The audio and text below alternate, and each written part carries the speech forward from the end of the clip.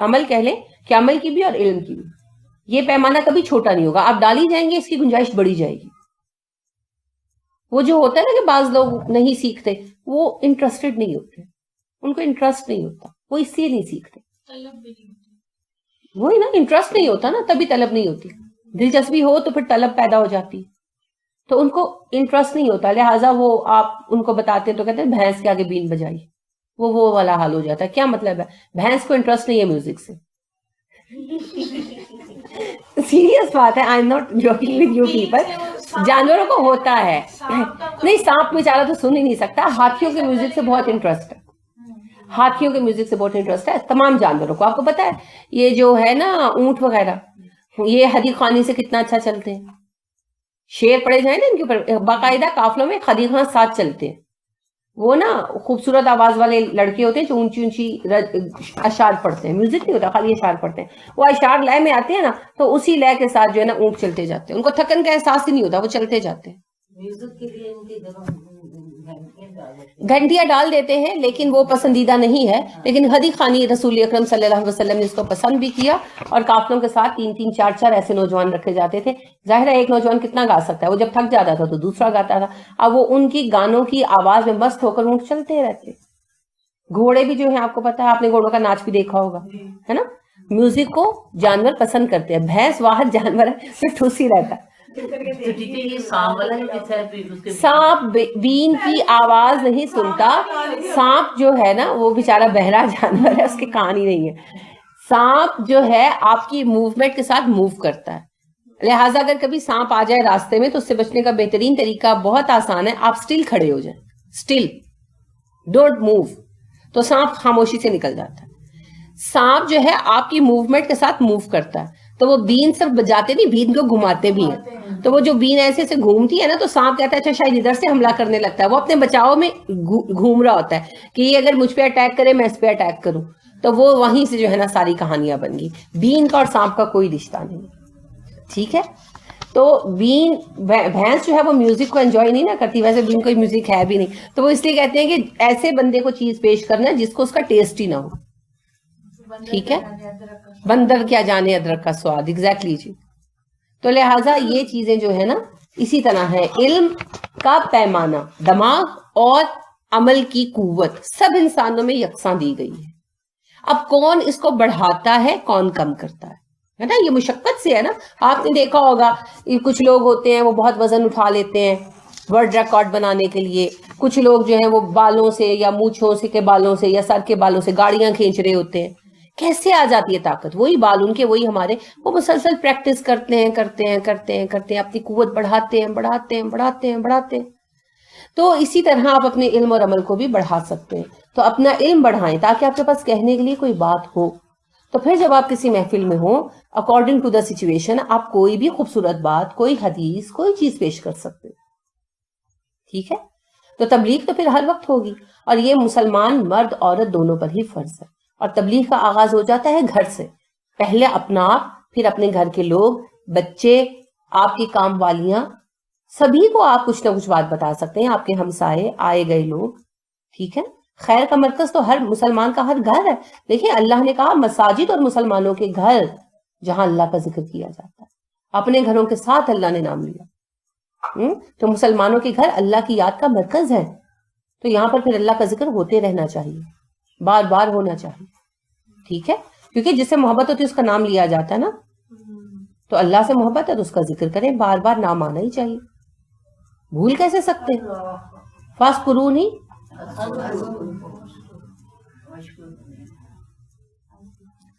اب دیکھیے بات کیا ہے اس اصول کے اندر, بنیادی بات کیا ہے؟ فاذکرونی, تم مجھے یاد کرو. کس طرح یاد کرو؟ نماز تو ایک شکل ہے ہر پہلے. دیکھیں ایک تو ہے یاد کرو اور میں یاد کروں گا, دوسرا اس کا ترجمہ ہے تم مجھے یاد رکھو گے میں تمہیں یاد رکھوں گا. تو کیسے یاد رکھنا ہے؟ آپ کے ذہن میں ہو اللہ, میں جو کام کر رہا ہوں اس پہ اللہ کا ریئیکشن کیا ہوگا, بات کے اندر اللہ ہو, میں یہ کام اللہ کی رضا کے لیے کر رہا ہوں, مجھے اللہ کی رضا چاہیے. یہ چیزیں یاد رکھنے کی ہوتی ہیں. جی ہے نا. میں یہ کہہ رہی تھی کہ ہم ہر عمل کرتے ہوئے مثلاً ایون کے بعض اوقات جب خاص طور پر غصے میں جب ہمیں کنٹرول نہیں ہوتا، اگر اس وقت بھی ہم اس چیز کو یاد رکھیں کہ اللہ تعالیٰ کو ہم نے جواب دینا ہے اپنی ہر ایکشن کا، تو وہ چیز وہ ہے اس چیز کا. ہر وقت اللہ کو یاد رکھنا. ٹھیک ہے، آپ کے ذہن کے پردے پر ہمیشہ اللہ کا یاد، اللہ کا نقش جو ہے موجود ہے، تبھی جا کر کام بنے. تو یہ جو ہے نا دین میں مددگار بننا، یہ مردوں عورتوں دونوں کا کام. اگر ایک شوہر چاہتا ہو کہ گھر کا ماحول دینی رہے، ٹھیک ہے، اور شوہر نے تو جاب پہ چلے جانا ہے، گھر کا ماحول دین کا کس نے بنانا ہے؟ بیوی نے. اچھا، میں خاتون سے واقف ہوں، اب تو وفات پا چکی، اللہ جنت عطا فرمائے. تو ان کے شوہر بچوں کو ٹی وی وغیرہ نہیں دیکھنے دیتے تھے، دین کی وجہ سے نہیں، ویسے کہتے تھے پڑھنے کی ایج ہے. تو وہ جب چلے جاتے تھے نا تو وہ پیچھے سے بچوں کو لگا دیتی تھی، اور شوہر کے آنے سے پہلے دوبارہ جلدی سے وہ اس کا کور ڈال کے نا تو اس کو باندھ دیتی تھی جیسے بندہ ہوتا تھا. اب دیکھیں اس میں ایک بنیادی بات، وہ تو خیر دین کے لیے نہیں تھا، سب کچھ ان کا دنیا کے لیے تھا، لیکن اگر یہی رویہ ہو تو گھر میں کچھ بھی تبدیلی نہیں آ سکتی ہے نا. تو پھر شوہر کا مددگار کون ہوگا؟ بیوی. اور اگر بیوی مددگار نہیں ہوگی تو کوئی بھی نہیں ہوگا. لہذا عورت دین میں اتنی ہی مددگار ہوتی ہے جتنا کہ مرد ہو سکتا ہے. آپ دیکھیے ابو طلحہ جو ہیں صحابی، یہ کیوں مسلمان ہوئے؟ ام سلیم سے شادی کرنے کے لیے. ام سلیم بڑی خوبصورت اور نیک نام عورت تھی، ان کے شوہر فوت ہو گئے، انس کے والد. تو انہوں نے ام سلیم کو شادی کا پیغام دیا، ابھی مسلمان نہیں ہوئے تھے، اور بڑے نامور آدمی تھے، دولت مند بھی تھے، اور بڑی خوبیوں کے مالک تھے. تو انہوں نے خود آ کر کہا کہ ام سلیم میں آپ سے شادی کرنا چاہتا ہوں. ام سلیم نے کہا ابو طلحہ اللہ کی قسم تم ایسے آدمی نہیں ہو کہ تمہارا پیغام کوئی عورت رد کر دے، لیکن مسئلہ یہ ہے کہ میں مسلمان ہو گئی، تم مسلمان نہیں ہوئے. اچھا چلو مجھے یہ بتاؤ تم میرا مہر کیا دو گے؟ انہوں نے کہا جتنا تم چاہو. تو ام سلیم نے کہا میرا مہر یہ ہے کہ تم مسلمان ہو جاؤ. اس بات سے ابو طلحہ بے حد متاثر ہوئے اور مسلمان ہو، اور ام سلیم نے کوئی ان سے مہر نہیں لیا. اس سے اچھا مہر کسی عورت نے لیا ہوگا؟ اور یہ وہی ابو طلحہ ہیں کہ احد میں ان کا ہاتھ جو ہے وہ آپ صلی اللہ علیہ وسلم کے جان بچانے کے لیے پہلے تیر چلاتے تھے، تیر ختم ہو گئے تو دونوں ہاتھ ایسے کر کے آپ کی کمر سے کمر ملا کر کھڑے ہو گئے، اور آپ صلی اللہ علیہ وسلم میدان جنگ کو نظر مارنے کے لیے اونچا ہوتے تو یہ کہتے آپ میرے ماں باپ آپ پر قربان، اللہ کے نبی صلی اللہ علیہ وسلم آپ اونچے نہ ہو، ایسا نہ ہو کہ آپ کو کوئی تیر لگ جائے. تو اتنے تیر لگے ان کے بازو اور ہاتھوں پر کہ بہت سارے زخم تھے جو ہیل ہو گئے، مگر ان کا ایک ہاتھ ہمیشہ کے لیے ناکارہ ہو. تو آپ دیکھیے کہ ایک عورت اس طرح بھی کر سکتی ہے. عورتوں نے پورا دین میں ساتھ دیا. اور آپ دیکھیے کہ حضرت خدیجہ اگر شروع میں آپ کا حوصلہ نہ بڑھاتی، اگر کہتی کہ آپ تو ہیں ہی ایسے، آپ کو تو ایسے ہی خواب آتے رہتے ہیں، پہلے سچے خواب آتے تھے اب آپ کو فرشتے نظر آنے لگ گئے جیسا کہ ہم لوگوں کا مزاج ہے، تو پھر کیا رسول اکرم صلی اللہ علیہ وسلم کوئی کام کر پاتے دل جمعی سے؟ سب سے پہلے حضرت خدیجہ نے ساتھ دیا ہے نا، سب سے پہلے ساتھ دیا. آپ خود کہا کرتے تھے، آپ کہتے تھے میں باہر سے آتا جب میں بہت افسردہ ہوتا، بہت دل شکستہ ہوتا، اور خدیجہ میرا حوصلہ بڑھاتی اور مجھے نئی قوت عطا کرتی. تو آپ دیکھیں جو ساتھ حضرت خدیجہ نے دیا کوئی بیوی نہیں دے سکی. اس امتحان میں کوئی ساتھ ہی نہیں تھی ہے نا. تو حضرت خدیجہ نہ ہوتی تو رسول اکرم صلی اللہ علیہ وسلم کام تو کرتے مگر بہت مشکل سے کرتے، بہت مشکل سے کرتے، مگر اللہ نے ان کو ساتھ بنا دیا.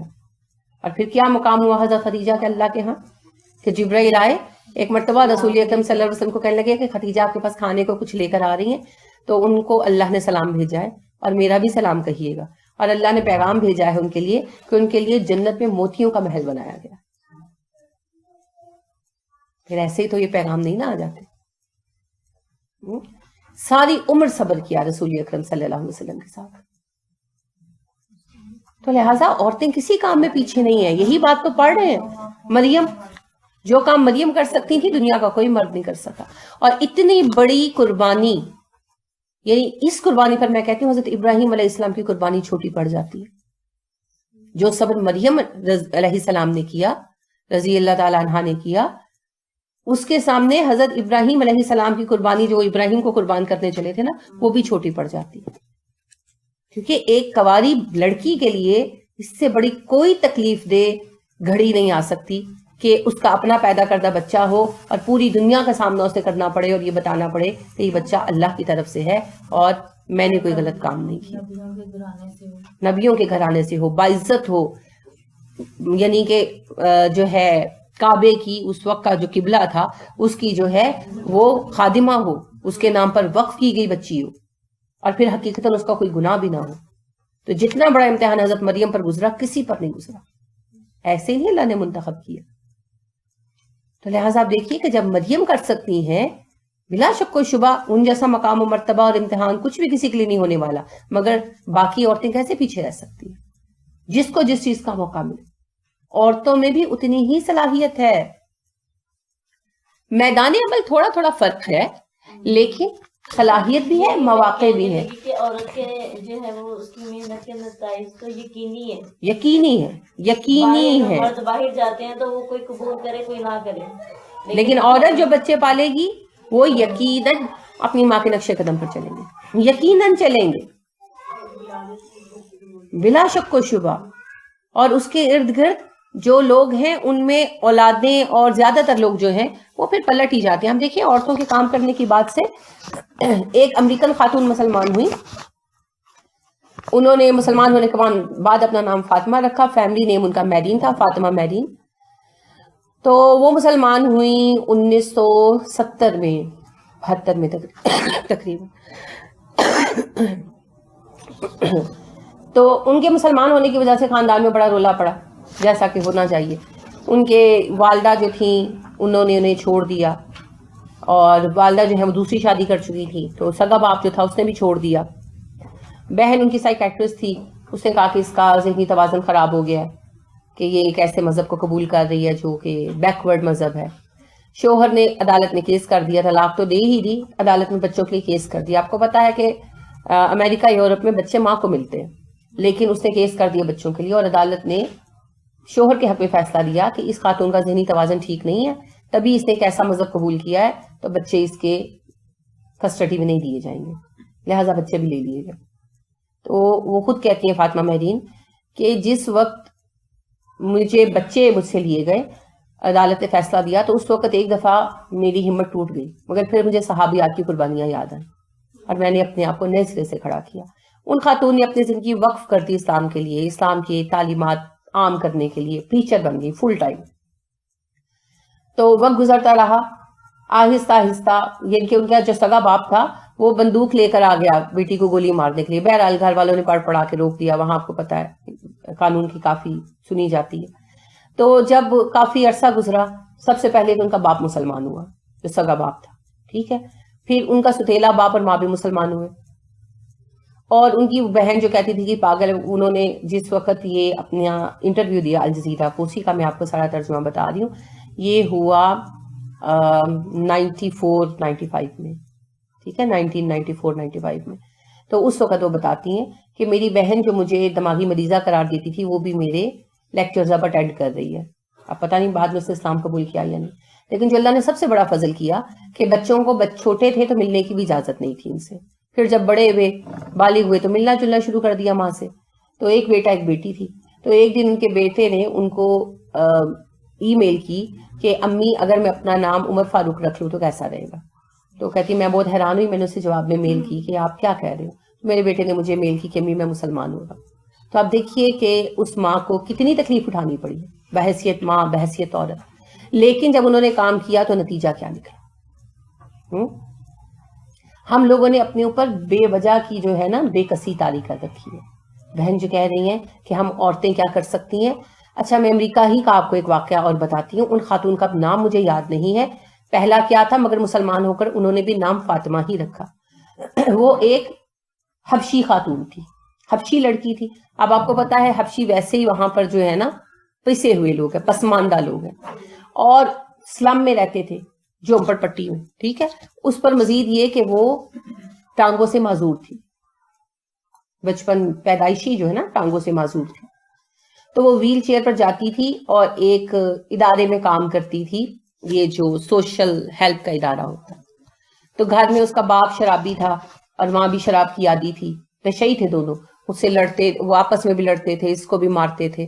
یعنی کہ ٹپیکل ایک جو اسلم کا ماحول جھونپڑ پٹی کا ہو سکتا ہے وہ اس ماحول میں رہتی تھی, اور حبشی ہونے کے علاوہ معذور بھی تھی وہ عورت. وہ ایک یعنی شخص سے اتفاق ہوا ملنے کا جو مسلمان تھے، ان سے متاثر ہوئی، آہستہ آہستہ اسلام کے متعلق تعلیمات لیں اور وہ خاتون مسلمان ہو گئی. مسلمان ہونے کے بعد سب سے پہلے تو گھر والوں نے مارا پیٹا، کیونکہ وہ ان پڑھ جاہل لوگ تھے، انہوں نے پریکٹیکلی مارا پیٹا، یہ بھی برداشت کیا. اور اس کے علاوہ وہ بتاتی ہیں کہ جب وہ اپنی ورک پلیس پہ جاتی تھیں تو لوگ مذاق اڑاتے تھے، کوئی سر سے اسکارف کھینچ لیتا تھا، کوئی کچھ کہتا تھا. وہ کہتی ہیں میں نے سب کچھ برداشت کیا اور صرف بیٹھی نہیں رہی، اسلام کی پریچ شروع کر دی، اسلام کو ٹیچ کرنا یعنی تبلیغ شروع کر دی. اس کا نتیجہ بہت لوگوں پہ انہوں نے کام کیا، لیکن ان کا ایک کام بہت مشہور ہوا جس سے انہیں ورلڈ وائڈ شہرت ملی. یہ میں آپ کی اس بات کا جواب دے رہی ہوں کہ ہم عورتیں کیا کر سکتی ہیں. آپ یاد رکھیں وہ اسلام کی رہنے والی، جھونپڑ پٹی کی رہنے والی غریب عورت تھی، اس کے پاس کوئی پیسہ نہیں تھا، ٹھیک ہے، ٹانگوں سے بھی معذور تھی، اور حبشن کی لوگ ویسے بھی مذاق اڑاتے تھے، ٹھیک، اور کوئی اعلیٰ تعلیم یافتہ بھی نہیں تھی. اب ان سارے مسائل کے باوجود اس نے ایک تو یہ کیا کہ اپنی جو اس کی تنخواہ آتی تھی اس نے اس کا ایک تیسرا حصہ وہاں جس مسجد سے وہ مسلمان ہوئی تھی اس کو ڈونیٹ کرنا شروع کر دیا. ایک تو یہ اس کے ماں باپ نے بہت رولا ڈالا، کیونکہ پہلے وہ سارے پیسے ان کو دیتی تھی، لیکن اس نے کہا کہ نہیں یہ تو میں نے کرنا ہی کرنا. دوسرا، اس نے اپنے ماں باپ کے اور اہل محلہ کے مظالم کے مقابلے میں کبھی حوصلہ نہیں انہوں نے کھویا، جس کا پھر آخر کار بہت عرصے بعد نتیجہ یہ نکلا کہ ماں تو مسلمان ہو گئی، نہیں باپ مسلمان ہو گیا اور ماں جو ہے وہ خاموش ہو گئی، کہ جیسے انہوں نے طنز کرنا، مارنا پیٹنا وہ سب چھوڑ دیا. ہو سکتا ہے بعد میں مسلمان ہوئی ہوں. ان خاتون نے جیلوں میں جانا شروع کیا، قیدیوں کو تبلیغ کرنی شروع کی، کہ انہوں نے کہا سب سے زیادہ اصلاح کے مستحق یہ لوگ ہیں جنہیں کبھی کسی نے اصلاح ہی نہیں دی. ٹھیک ہے، وہ جیلوں میں جاتی اور قیدیوں سے ملتی. تو ایک قیدی جو ہے نا وہ ہیروئن نشہ جو ہے اس کے بیچنے کی جرم میں پکڑا گیا تھا. تو انہوں نے اس کو کہا کہ دیکھو تم نسلوں کو تباہ کر رہے ہو، تمہیں ایسا نہیں کرنا چاہیے، اور تعلیمات وغیرہ کی طرف بلایا. تو وہ اس نے کہا کہ اگر تم نشے کا کام روکنا چاہتی ہو نا، تو اس وقت کا نشے کا ریکٹ چلانے والا ایک بہت بڑا ڈان تھا مافیا کا، میرے ذہن میں اس وقت اس کا نام بھی نہیں ہے، ویسے اس کا کیس مشہور ہے، میں انشاءاللہ آپ کو بتاؤں گی. تو اس نے کہا کہ اس کو جا کر جو ہے نا تم صحیح کر لو. تو انہوں نے کہا، ان خاتون نے، فاطمہ نے، کہ کیا تم واقعی صحیح کہہ رہے ہو؟ اس نے کہا ہاں، وہ یہاں سب سے بڑا ڈان ہے، اسی کے زیر اثر مافیا کا ریکٹ چلتا ہے نشے کا، تو تم اس کو جا کر جو ہے نا صحیح کر لو. تو کہتی ہے کہ میں نے کہا کہ ہاں میں اسے صحیح کروں گی، میں اسے اصلاح کی طرف لاؤں گی. تو قیدی ہنسنے لگا اور دوسرے قیدیوں کہنے لگا یہ اس کی اصلاح کرے گی. تو سارے مذاق کرنے لگے. یہ واپس آ گئی، انہوں نے اس کے گھر کا پتہ حاصل کیا اور اس کے گھر چلی گئی. اب اس کا گھر بہت بڑا قلعے ٹائپ تھا کیونکہ بہت امیر آدمی تھا. تو گیٹ پر گارڈ سے روک لیا. یہ گارڈ سے بحث کرنے لگی کہ مجھے اس سے ملنا ہے. وہ کہنے لگے بغیر اپوائنٹمنٹ کوئی نہیں مل سکتا. اس شور شرابے کو سن کر صبح کا ٹائم تھا، وہ بندہ باہر آ گئے. اس سے پوچھا کیا بات ہے، کیا بحث چل رہی ہے؟ تو کہنے لگے کہ جی کوئی عورت ہے تو بحث کر رہی ہے، ملنا. وہ گیٹ پر آیا، کہنے لگا کیا بات ہے؟ انہوں نے کہا جی مجھے آپ سے کچھ کام ہے، مجھے آپ سے ملنا ہے. تو انہوں نے کہا کہ میں فالتو میں نہیں ملتا نا، میں بغیر اپوائنٹمنٹ کے لیے ملتا، بڑا مصروف آدمی ہوں. انہوں نے کہا کہ آپ مجھے صرف 10 منٹ دے دیں، مجھے آپ سے کچھ ضروری بات کرنی ہے. وہ کہنے لگا دیکھو لڑکی، بات یہ ہے کہ تمہارے معذور ہونے کا لحاظ کر کے میں نے تمہیں اتنا بھی ٹائم دیا، میں کسی کو ٹائم نہیں دیتا ہوتا. انہوں نے کہا کہ آپ مجھ سے بات کریں، اگر آپ بات نہیں کریں گے تو میں یہیں کھڑی رہوں گی تب تک جب تک آپ مجھے ٹائم نہیں دیں گے، آپ مجھے 10 منٹ دیں. بہرحال وہ آمادہ ہو گیا. 10 منٹ بعد میں انہوں نے یہی کہا کہ دیکھو اللہ نے تمہیں بنایا ہے، تم ایک عیسائی آدمی ہو اور انجیل کی یہ اور یہ تعلیمات ہیں، تو تم کیوں اس طرح کا کام کرتے ہو اور منشیات سے تم پیسہ کماتے ہو؟ تو وہ فلیئر اپ ہو گیا. اس نے کہا کہ تمہیں کس نے کہا میں منشیات کا کاروبار کرتا ہوں؟ اگر تم اپاہج نہ ہوتی تو میں تمہیں بتاتا. گارڈز کو کہاں نکال دو اس کو. چلی گئی وہ. اگلے دن وہ پھر آ گئی. انہوں نے پھر کہا میں نے ملنا ہے. اب گارڈ سے جا کر بتایا کہ جی وہ آئی ہے، وہ کہتی ہے میں نے ملنا ہے. وہ باہر آئے، پہلے تو ذرا ہارٹ ٹاک ہوئی، پھر وہ اس خیال سے غالباً کہ بھئی لوگ سنیں گے تو مسئلہ بنے گا، اندر لے گئے. اس طرح 3-4 دفعہ ملاقات ہوئی. آخر وہ تنگ آ گیا. وہ بندہ کہنے لگا تم مجھ سے چاہتی کیا ہو؟ اس نے کہا میں صرف یہ چاہتی ہوں کہ تم روز مجھ سے 15 منٹ بات کر لیا کرو. اس نے کہا ٹھیک ہے چلو ڈن. اب وہ 15 منٹ کی بات، وہ کہتی ہیں بڑھتے بڑھتے یہ حال بنا کہ ہم کئی گھنٹے ڈسکشن کرتے رہتے تھے، اور آخری نتیجہ یہ نکلا کہ وہ بندہ مسلمان ہو گیا اور اس نے اپنے آپ کو خود گرفتاری کے لیے پیش کیا. یہ بڑا مشہور کیس ہے، اس وقت بدقسمتی سے مجھے ان کا نام یاد نہیں آ رہا. انہوں نے اپنے آپ کو خود گرفتاری کے لیے پیش کیا اور کہا کہ میں اس مافیا ریکٹ کا پورے جو بڑے بڑے کیریکٹرز ہیں ان کے بارے میں بتا دوں گا. تو پھر جیل میں ان کو زہر دے دیا گیا اینڈ ہی ڈائیڈ. آپ کہتے ہیں ہم کیا کر سکتے ہیں, کچھ کرو تو صحیح, ہلو تو صحیح. وہ صاحب تو مر گئے کیونکہ آپ کو پتا ہے مافیا کے ریکٹ چلاتے ہیں بڑے بڑے با اثر لوگ, لہٰذا اس بیچارے کو تو مروا دیا گیا, لیکن وہ ایک مسلمان کی حیثیت سے مرا, ایک توبہ کی ہوئے شخص کی حیثیت سے مرا, اس کا مقام اس کے رب کے پاس ہے. ان سے پھر جو ہے اس وقت کے پرائم منسٹر نے, امریکہ کے جو ہے صدر نے جو ہے ملاقات کی, اور ان کو ایوارڈ وغیرہ بھی دیے گئے, اور ان کے انٹرنیشنل لیول پر ان خاتون نے نام پایا. اور پھر انہوں نے خاص طور پر اسلام کے ساتھ ساتھ انہوں نے جو نیگروز ہیں ان میں نشہ بہت عام ہے نا, تو ان کو نشے سے نکالنے کے لیے بہت کام کیا, انٹرنیشنل فگر بنی. ٹھیک ہے, تو بات میرے کہنے کا مطلب یہ ہے, یہ بات چھوڑ دیں ہم کیا کر سکتے ہیں. ایک حبشی عورت جھونپڑ پٹی میں رہنے والی, پیسہ دھیلا اس کے پاس نہیں, ٹانگوں سے وہ لنگڑی اور معذور, وہ اتنا بڑا کام کر سکتی ہے, ہم بیٹھے ہوئے ہیں. دیکھیں بات یہ ہے بہادری اور ہمت اور مستقل مزاجی. دوسری بات ہے ایسے لوگوں سے ملنے سے ویسے خوف آتا ہے. اصل بات یہی ہے نا, ہم اللہ سے نہیں ڈرتے, اللہ ہمیں ہر چیز سے ڈراتے ہیں. اس عورت کو یقین تھا میری بات سچی ہے, اور دوسرا یقین یہ تھا کہ ہر بندے کے اندر خیر ہے, اور میں یہ کام میں اللہ کے لیے کر رہی ہوں. اگر میری موت نہیں آئی تو کیسے ماری جاؤں گی میں. ہم لوگ کہتے ہیں اوئے ہوئے ہوئے ہوئے تم کیا کر رہی ہو, تم یہ رستے میں گاڑی روک کر بندے کو ہدایت کرنے لگی ہو, او ہو یہ نہ کرنا, یہ تو تمہیں کھا جائے گا. ایسے نہیں ہے, اپنے اوپر سے یہ مظلومیت اتار دے. آپ کو اللہ نے بہت کچھ دے رکھا ہے, صرف اس کو فائنڈ آؤٹ کریں, نکالیں اپنے اندر سے. ٹھیک ہے, جو کام کرتے ہیں ان کے 10 ہاتھ پیر نہیں ہوتے. دین کے علاوہ میں آپ کو دنیا کے حوالے سے بتاتی ہوں. ایک خاتون بمبئی سے بیاہ کر ایک گاؤں میں چلی گئی.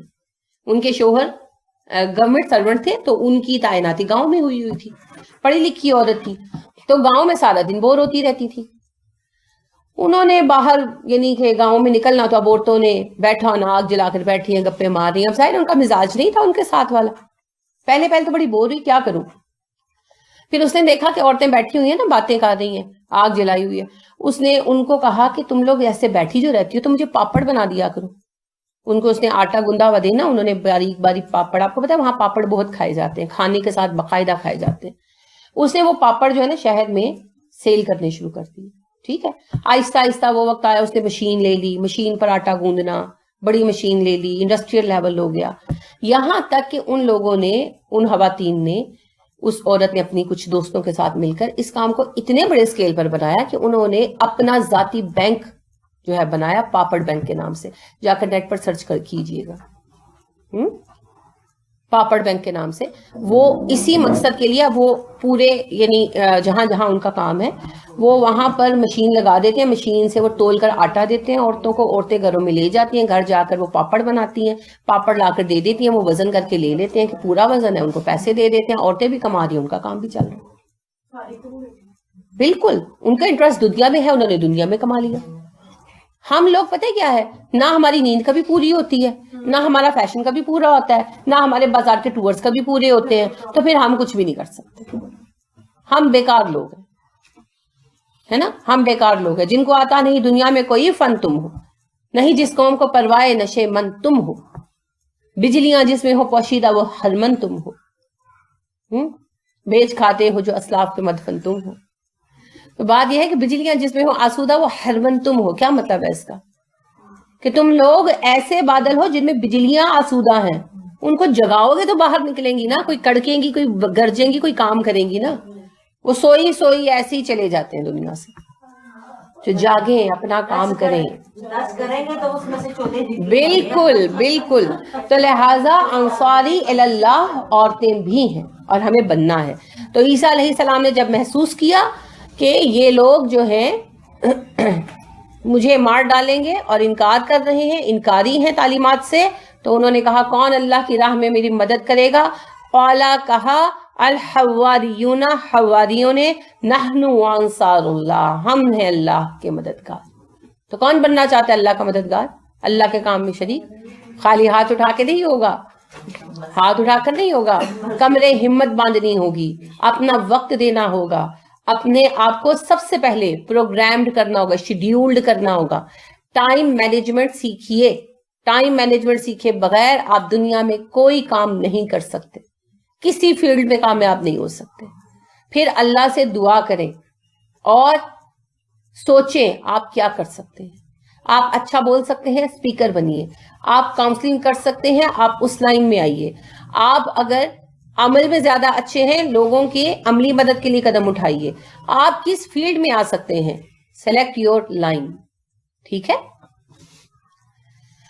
ہواری ہور سے ہے، ہے واورے ہور، سفید چیز کو کہتے ہیں، ٹھیک ہے۔ ایسا بندہ جو بے داغ ہو، جس کا دل کینے سے پاک و صاف ہو، اسی لیے بعض جگہوں پر دھوبی کو بھی کہا جاتا ہے، کیونکہ وہ بھی کپڑے کو دھو کر سفید کر دیتا ہے نا، اس لیے، ٹھیک ہے۔ تو قال الحواریون، جو بہت مخلص ساتھی تھے، انہوں نے کہا نحن انصار اللہ، ہم ہیں اللہ کے مددگار، آمنا باللہ، ہم ایمان لائے اللہ پر، وشہد، اور گواہ رہی گئے عیسیٰ، بِأَنَّا، بے شک ہم مسلمون، ہم فرما بردار ہیں۔ عیسیٰ اس بات کے گواہ رہیے گا ہم تو فرما بردار ہیں۔